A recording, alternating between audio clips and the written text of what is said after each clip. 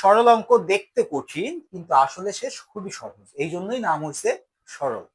তো সরল অঙ্ক করতে গেলে সরল ভাবেই চিন্তা করতে হবে। তুমি যদি কঠিন ভাবে চিন্তা করো, আরে বা কত বড় অঙ্ক দিয়েছে, কি একটা রাশি দিয়েছে, এখানে এখানে একটা রাশি, এখানে একটা রাশি, কেমনে করবো, তাহলে কিন্তু তুমি বিপদে পড়ে যাবে। তার মানে এখন যদি তুমি চিন্তা করো এ প্লাস বি, এটাকে ধরো এ, এটাকে বি, এ প্লাস বি হোল স্কোয়ার, আবার এখানে এটা এ, এটা বি, এ মাইনাস বি হোল স্কোয়ার, দুইটা সূত্র ফেলতে হবে, এর সাথে এটা গুণ করতে হবে। হ্যাঁ, সেটাও তুমি একটা সময় হয়তো মিলাই ফেলতে পারবা, সময় লাগবে, তাই না? কিন্তু খুব সহজ ভাবে চিন্তা করলে কি হবে, দেখো তো এইটা কি কোনো সূত্র ফেলা যায় কিনা। আচ্ছা, এখানে আছে টু এ প্লাস থ্রি বি তার স্কোয়ার মাইনাস টু এ প্লাস থ্রি বি। আচ্ছা, এইটা আর এটা তো একই জিনিস, টু এ প্লাস থ্রি বি, এখানে দেখো টু এ প্লাস থ্রি বি, তাহলে মিল পেয়ে গেলাম আমরা, এর সাথে এটার মিল পেলাম।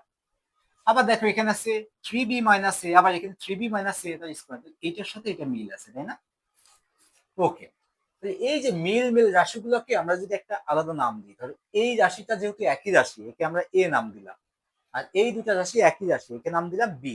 তাহলে দেখো তো কি আসতেছে, এ স্কোয়ার মাইনাস টু এ, এটাকে বি দিয়ে নাম দিছি, এ square minus two A B plus B square. আরে খুবই সহজ, তাই না?